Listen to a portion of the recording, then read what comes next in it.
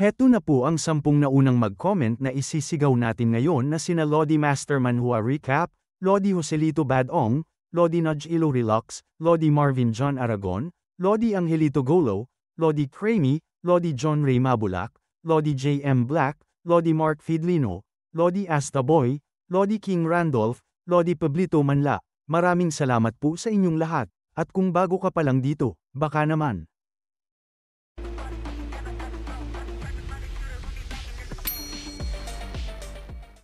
Ika-36 na kabanata sa pagpapatuloy. Tumayo ang ating bida na makikita siyang naglalakad habang sinasabi na lintik. Ayokong maging alipin ng isang banal na nilalang na sinusuklian ang kabutihan ng galit. Dagdag pa niya na lumiliwanag ang mga mata na nag-aapoy sa galit na papalapit sa mga gangster na pero sobrang ganda kasi ng huling gantimpala na ibibigay ng system. Kaya sige na nga. Makikita ang bibig ng ating bida na nasinabi niya na hoy. Pasensya na, kailangan kitang abalahin. Na malakas na itinulak niya ang ulo nito sa sahig. Sa sobrang lakas ang buong paligid ay makikita na nawasak na tila isang bahay ng gagamba. Nanlaki naman ang mga mata at napanganga sa gulat ang malaking lalaki na kanina ay gusto siyang bugbugin. Ang lakas ng ginawa ng ating bida ay umabot sa itaas ng gusali na ang mga pader ay nagkabitak-bitak. Ang lalaking ibinagsak niya sa lupa ay makikita sa sahig na namuti ang mata na tila walang malay na nakadipa. At ang ay makikita na nawasak ng tuluyan. Pinagpawisan ng ating bida na hindi makapaniwala na napsabi na naku, nasobrahan na naman ako sa lakas. Dagdag pa niya habang nanlulumo na ito ay masama. Lumapit si Hauxian sa lalaking may pula ang buhok na sinabi niya na ako ay humihingi ng pasensya, kulang pa ako sa karanasan at hindi ko nakontrol ng maayos ang lakas, babayaran ko ito ayon sa halaga. Na nakatulala lang nakatingin ito sa kanya. At pagkatapos ay pinagpapawisang itong namutlang sinabi na hindi. Hindi na kailangan. Talagang isang karangalan na wasakin ng isang immortal ang aming tahanan. At mabilis itong lumuhod sa lupa na yumukong sinabi niya na ang kapal ng mukha mong humingi ng kabayaran. Kanina, hindi ko alam na isang immortal pala ang kaharap ko. Na nagulat naman si Hauxian nang makita niyang gawin niya ito. Sinampal niya ang kanyang muka ng paulit-ulit na sinabi pa ng lalaking pula ang buhok na nakagawa ako ng malaking kasalanan. Karapat-dapat lang akong mamatay. Napaulit-ulit pa niyang sinabi. Na ako ay nagkamali. Napasabi naman sa kanya si Hauxian na hindi makapaniwala na ganito ba talaga kalaki ang respeto ng mundo ng mga mortal sa mga tagapaglinang. Ito pa rin ba yung mayabang at mapang-aping bata kanina? Lumapit sa kanya si Hauxian at sinabi pa na sige na, tama na, tumayo ka na. Dagdag pa niya na may itatanong pa ako sa'yo. Namumula naman ang pisngi nito na masayang nakatingin sa ating bida. Umupo sa bato ang ating bida na si Hauxian sa harap ng lalaking pula ang buhok na sinabi niya na sabihin mo sakin, ano ba talaga ang tungkol sa lintik na Panginoong binanggit mo? Natumugon ito na Panginoon? Bigla namang lumabas ang system na sinabi sa kanya na pangunahing misyon, Nezha. Lokasyon, mansyon ng Panginoon. Na napasabi sa isip ang ating bida na ayon sa sistema, nasa loob ng mansyon ng Panginoon ang target at malamang na siya nga ang Panginoong binanggit nila. Sinabi ng ating bida sa pulang buhok na base sa tono mo kanina, masama ba siyang tao? Tumugon ito sa kanya na ipinagbibigay alam ko po sa immortal, masama na po siya ngayon, ngunit dati hindi naman. Dagdag pa niya na makikita ang lungsod na may lumilipad na balons na may ilaw sa loob na sa nakaraang 2 taon, sa ilalim ng kanyang pamumuno, maayos ang lungsod ng Tayan, at ang kaayusan ng lipunan.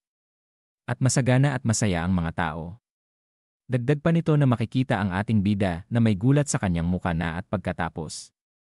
Na makikita ang muka ng batang Nesha na pero simula ngayong taon. Sa hindi malamang dahilan, bigla na lang siyang naging walang pakialam at parang nawalan ng katinuan. Bagamat hindi siya gumawa ng malalaking kasamaan, wala na siyang pakialam sa paghihirap ng mga karaniwang tao. Dagdag pa niya na pati buhay ng mga tao'y binabaliwala na niya at nagpataw pa siya ng mabibigat na buwis para lang sa sarili niyang kalayawan. Naiinis na sinabi pa sa kanya ng bata may pula ang buhok na dahil dito, patuloy na humihirap ang buhay ng mga taga-bayan nitong mga nakaraang araw. At laganap na rin ang mga reklamo. Dagdag pa nito na may mga tao pang ang naghihinalang siya'y kontrolado na ng isang masamang puwersa. Nagulat ang ating bida sa kanyang narinig na napasabi siya na evil force. Dagdag pa ng batang pula ang buhok sa kanya na nakaluhod sa harapan niya na kung hindi ganoon, paano magkakaroon ng ganito kalaking pagbabago? Hindi ito maipaliwanag. Na napasabi ang ating bida na tama ka dyan. Sinabi pa sa kanya ng batang may pula ang buhok na immortal, kung maaari kong itanong, nagtatanong po ba kayo tungkol sa Lord dahil balak ninyong alisin ang panganib sa mga tao? Napahawak sa ulo ang ating bida na tumatawang sinasabi habang namumula ang muka na siyempre. Tungkulin na hindi maitatanggi ang alisin ang panganib para sa mga tao. Pero ang totoo para lang talaga ito sa katuparan ng misyon. Na napasabi sa kanya ang bata na karapat-dapat nga kayong tawaging immortal. Tunay na makatuwiran. Dagdag pa sa kanya ng batang may pula ang buhok na napalagay ng mga palad sa kanyang unahan na gayunpaman, ipinapayo kong huwag ninyong gawin yon. Na napasabi ang ating bida na ha. Bakit? Hindi mo ba kinamumuhian ang Panginoon na yon? Napaturo ng isang daliri ito sa itaas na sinabi sa kanya na pero ang Lord na yon ay hindi kasing simple ng iniisip mo na napasabi ang ating bida na talaga. Paano naman? Makikita ang batang si Nesha na may binugbog na tao na sinabi pa ng batang pula ang buhok sa kanya na ang Panginoon ng lungsod ay isa ring tagapagsanay sa landas ng espiritual na lakas. Minsan, hindi sinasadyang nakagalit siya noon ng isang tao mula sa isang makapangyarihang sekta sa labas ng lungsod. At siya'y halos mapatay sa marahas na pananakit. Ngunit sa kasamaang palad, ang taong nainsulto niya ay siya palang batang Panginoon ng sekta. Dahil dito, mahigit 100 cultivator ang dumating para maghiganti. Ngunit sino ang mag-aakala? Mag-isa niyang dinurog ang buong sekta. Nakatingin lang ang ating bida sa kanya habang sinasabi sa kanyang isip na. Tiyak na si Nezha yon, walang duda. Sinabi pa sa kanya ng batang pula ang buhok na at hindi pa yon ang lahat. Ewan kung paano, pero nakakuha pa sila ng suporta mula sa isang tunay na celestial mula sa Heavenly Palace. Dagdag pa niya habang may bumababa mula sa langit na isang tao, mula sa liwanag na dilaw na nakatingin ang batang si Nesha dito na, isa yung tunay na makalangit na nilalang. Pero nang makita ng immortal ang aming Panginoon, agad siyang lumuhod na parang may narinig na utos. Alam kong mahirap paniwalaan, immortal. Pero nakita ko iyon mismo sa sarili kong mga mata. Nangungulangot si Hauxian na ating bida habang tumatawang mahinang sinabi na bakit naman hindi ako maniniwala. Sinong anak ng hari ang may lakas ng loob na hindi lumuhod? Dagdag pa ng ating bida na pero may kakaiba. Si Nezha ang naging pinuno ng lungsod ng mga mortal. At anong klaseng halimaw ang maglalakas loob na sakupin siya? Tumayo ang ating bida na sinabi niya sa batang pula ang buhok na sige, naiintindihan ko na. Tara na. Ikaw ang manguna papunta sa mansyon ng Panginoon. Napasigaw ito na napasabi na ano. Dagdag pa niyang pinagpapawisang sinabing nanginginig ang boses na ako ay natatakot. Immortal. Narinig mo ba talaga ako? Seryoso ako. Kahit mga makalangit na nilalang ay hindi basta-basta nakikialam sa kanya. At dito na po nagtatapos ang ika-36 na kabanata.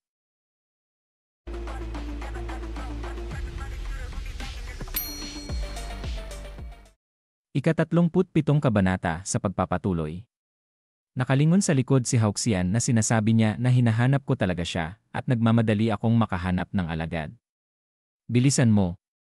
Masayang tumugon ito sa kanya na naghahanap ng alagad.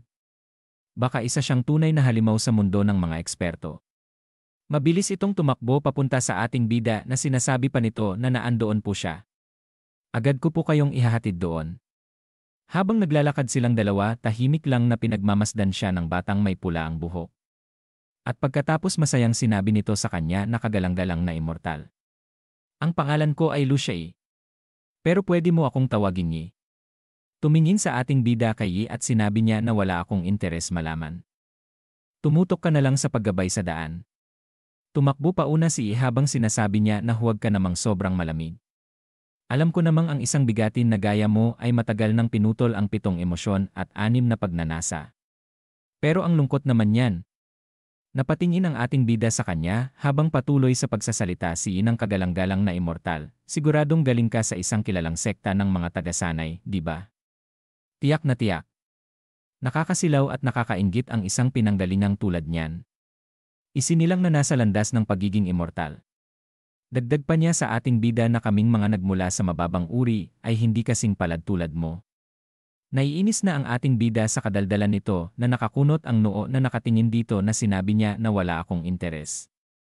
Sinabi pa sa kanya ni Ina ang mga magulang ko ay karaniwang may-ari lang ng maliliit na negosyo at imposibleng maging isang nilalang ng langit ako. Napasalubong ng kilay ang ating bida na nakatingin sa gilid ang mata niya na sinabi na hoy, hindi mo ba ako narinig? Sabi ko, hindi ako interesado.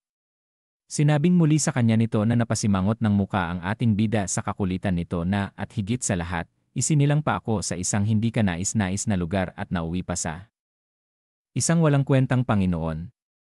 Na sinabing muli sa kanya ng ating bida na ang kulit mo, sabi ko nang ang wala akong interes.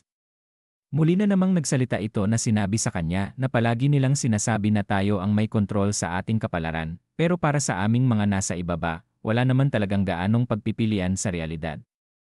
Dagdag pa niya na ang mga hadlang sa pagitan ng mayaman at mahirap ay matagal nang binabantayan ng mga makapangyarihang ayaw itong gibain.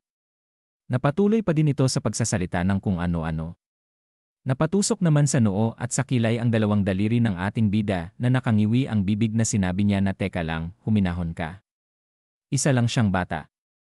Na muli na namang sinabi ni Ina malaki ang pagkakaiba sa mga pananaw, koneksyon at paraan ng pag-isip ninyo. Naglalabasan na ang ugat sa muka ng ating bida na muli na namang sinabi sa kanya nito na ang panimulang linya ng iba ay isang finish line na hindi na namin kayang abutin kailanman. Ang kapalaran at swerte. Kaya inuuna ng lahat ang kapalaran. May dahilan kung bakit. Sa sobrang inis ng ating bida tinadyakan niya ang bato habang isinigaw niya na lintik na, sabi ng hindi ako interesado. Bingi ka ba ha? Na napaupo naman sa takot si at pinagpawisan ng itapat ng ating bida ang kanyang paa sa muka nito. Na napasabi si Ina pasensya na. Tatahimik na po ako. At pagkatapos ay nagpatuloy na sila sa paglalakad ng tahimik. Na makikita silang dalawa ay patuloy sa paglalakad ng walang nagsasalita.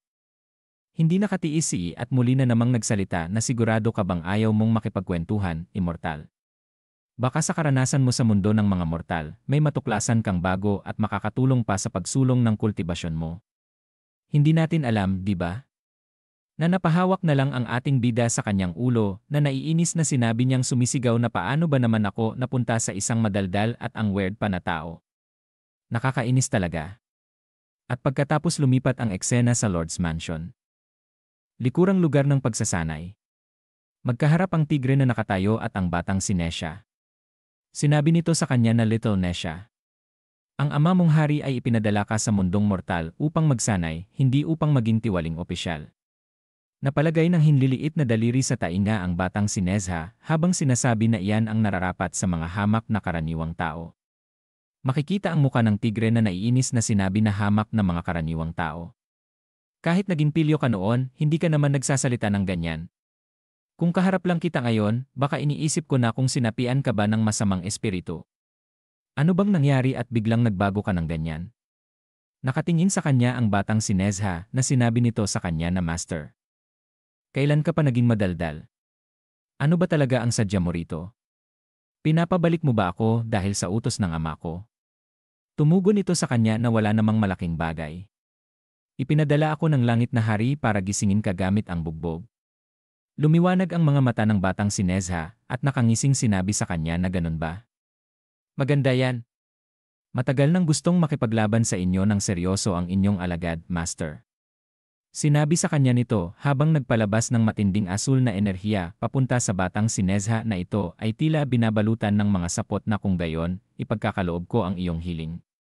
Mula sa umiikot na asul na enerhiya, si Nezha ay nakulong sa tila sapot ng gagamba. Nangangalit ang mga ngipin ng tigre na sinabi nito na hayaan mong ipakita ko sa iyo ang pinakabago kong tagumpay.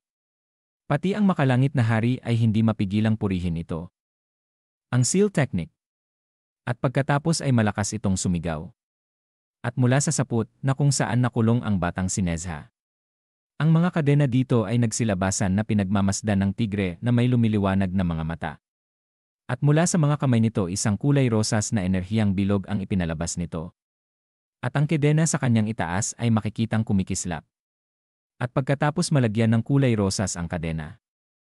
At ito ay kumislap ng napakatindi na gumagapang sa kadena.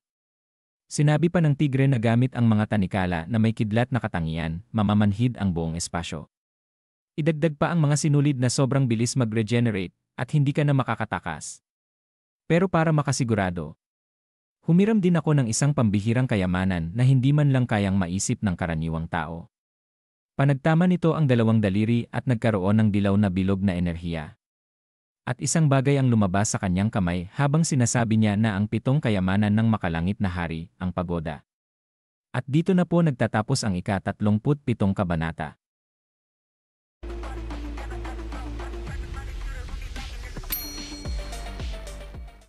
Ika-38 kabanata. Sa pagpapatuloy, lumiwanag ng dilaw ang pagoda na inilabas ng tigre. Mula sa kamay nito malakas na itutulak papunta sa nakataling sinesya ng kadena. Na ang pagoda ay biglang lumaki sa harapan nito habang sinigaw ng tigre na ngayon. Supilin. Na makikita ang pagoda ay nakatayo sa ibaba ni Nesha na lumiliwanag ang tuktok nito. At pagkatapos ay isang malakas na pagbagsak ang tumama kay Nesha ng pagoda na napasigaw pa ang tigre na tapos na ang laban. Alam na ang wakas. Nakangisi ang tigre na sinasabi pa na mas alam mo kaysa sa akin na. Wala ni katiting na posibilidad ng pagtakas para sa sinumang nilalang. Mula sa pagbagsak ng pagoda isang napakalaking pagkawasak ng sahig ang makikita at ang batang si Nesha ay nawala. Na pinagmamasdan ng tigre. Nagulat ito na napasabi na ha. Anong nangyayari? Mabilis na nawawala ang lakas sa loob ng pagoda. Dagdag pa niya habang makikita ang pagoda na walang duda. Ang aura ng batang Panginoon. Ganap na itong naglaho. Mabilis itong tumalon papunta sa pagoda habang sinisigaw na Young Master. Dagdag pa nitong sinigaw na ano bang nangyari dito? Young Master. At mula sa pagoda isang enerhiyang kulay asul ang makikita na umiikot dito. Na ito ay pumunta sa hangin. Na makikita si Nesha sa hangin na mabilis na nabubuo na pinagmamasdan ng tigre. Makikita ang batang si Nesha sa hangin na ang katawan niya ay puno ng enerhiya na ang mga balat niya ay nabubuo. Sinabi nito na kung hindi makakatakas ang mga nilalang. Paano kung ako na mismo ang magkakalas-kalas? At pagkatapos ay muling mabubuhay. Nakababa na sa lupa ang batang si Nesha na nagtatakang sinabi ng tigre sa kanya na muling mabuhay. Makikita ang kamay ni Nesha na nabubuo mula sa hangin na ang asul na enerhiya ay lumalabas.